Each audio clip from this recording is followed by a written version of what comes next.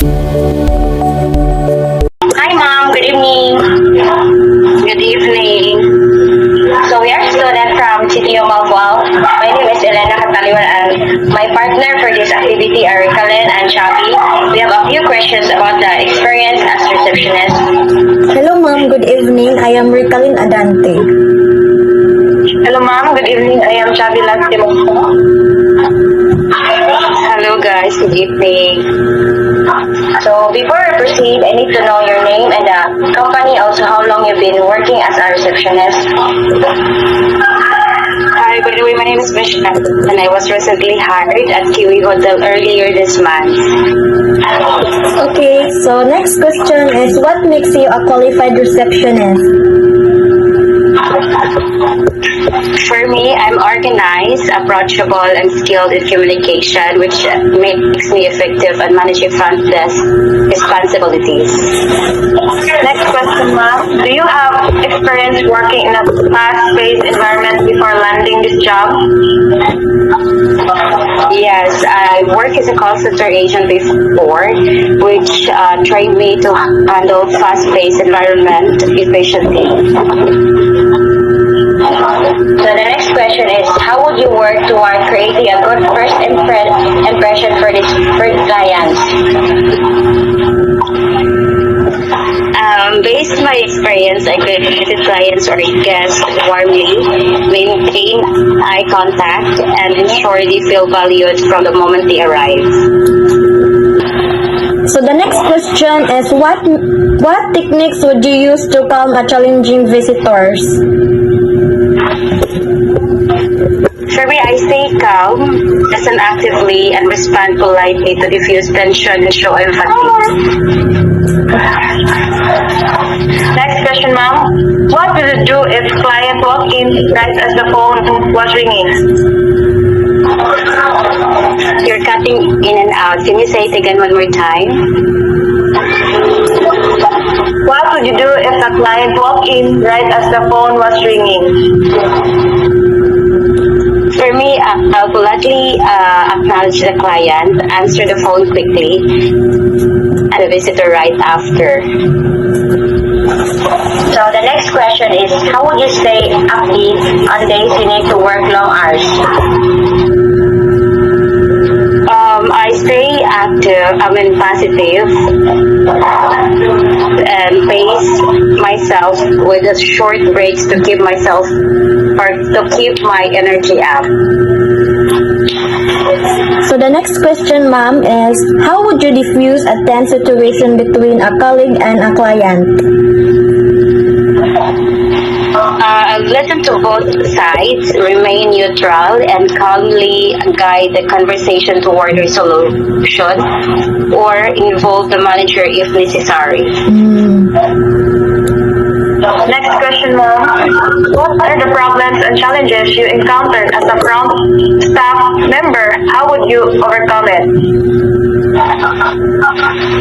So far, handling multiple tasks at once and difficult visitors were challenging already or challenges already. But I overcame them with patience, prioritization, and teamwork is a must also.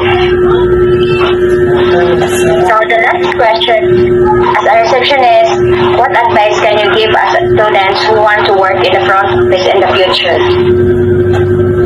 My advice for you guys is always be polite, confident, and also practice good communication, learn basic computer skills, and treat every guest with respect.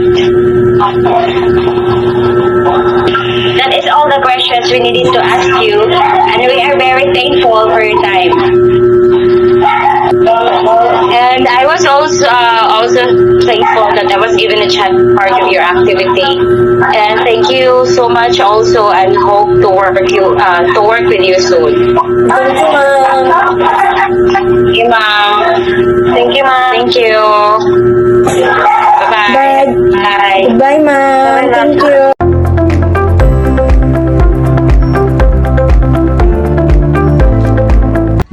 Ma'am, sir.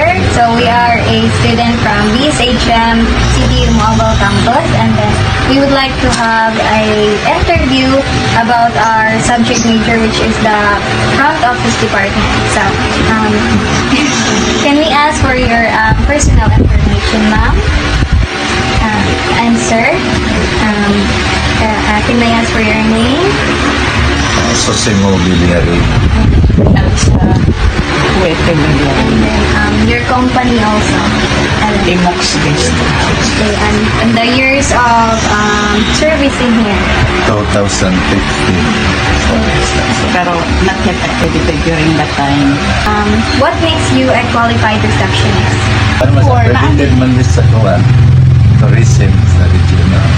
Pero after sa kato ang COVID, before ato, kanang mabuhay accommodation dito, na accredited Naka-comply ni sa with only mga requirements. during sa COVID, gi-recognize ni sa itong mayor na the only nga accredited guest house sa Malbuan. Na muna first nga na Do you have any experience working in a fast-paced environment before landing this job? Wala dyan. Ang mura ni ka ng mga retired teacher ni, kalimta to, karo na ami lingaw after retired before, na ami di pang-hire unta na may receptionist, na gid mi assign Naagid mi kay Tapos Gipal may Masay ako'y Delivery. muluto na mo. Then after sa COVID, tumbag yun sana. Ito na yan, Nalang bachelor. naghandle. Oo, okay. Kami na dahil naghandle. How would you work toward creating a good first impression for clients? Wala man. Siya, tanong sa kuwan. Pag-treat ba? Sa itong- Yes, kanang like good first impression for clients. Oo. Kung saan pagkuan sa How to- client. How to deal. Yes, Ano ba? Yes. yes. Automatic naman lang nga kanang kuan. Yan ko ano mo, smile. Sige, thank you for your, usually ka nang ma-enjoy siya. Number one, ang kining mga kalibot ba. Madami na number one, ilang parkingan area, safe ka. What techniques would you use to calm a challenging visitor? Like, for example, na ay kanang visitor na kanang like nagdali-dali or something na kanang murag nasuko, inana. Saan niyo pag-manage or kuan sa visitor? Oo, magdali naka-encounter ko ana. Kana ma-encounter ko ana nga ako lang gid sila ingon. Road siguro ko or unsa.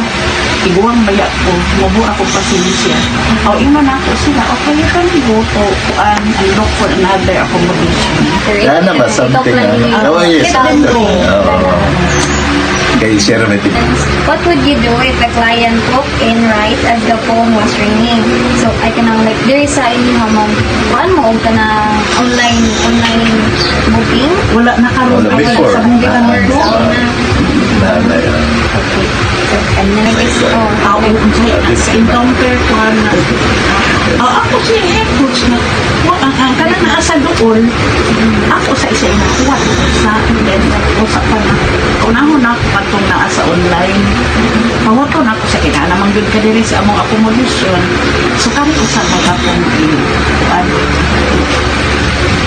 iwason. what are the problems and challenges you encountered as a front office member? How do you overcome it? Sa man na problema. Like for example, like sa akong gipabutan na pag ganina na if ever na kanang mga customers na kanang kuan, like kanang sanay kanang nasuko or Ako yun lang ako siya kita rin mo paubos. Usually, ang kinis, ano bitaw, actually gawin tayo no smoking. Ako meron man niya. But doon lang magigihapon YouTube. Gaya, nga mag-smoke. Di na lang mo Gihapon. iwan. So, amo na lang ko next time nga. Kaya mo magibutan na sa area. Kaya actually, yun ang pilan. Aso, dugay kayo mawaan na sa room. Malimaho. Malimaho siya. Pan mo na nga, actually, pili. Pero, na magigahay og ulo, o mo na yung isang problema nga. Kanang nga nung usaon. Pero kasi among instruction Nanang na, matawaton. kanang nga, ang problema mong yun. like mga sa No, correct na sila. Ano na yung mga yung problema Dapat mo. ay mula mo kuan mo guys sila Ano na siya, nadili bitaw mo follow sa atong house rule. so yaman na O ka na, ba?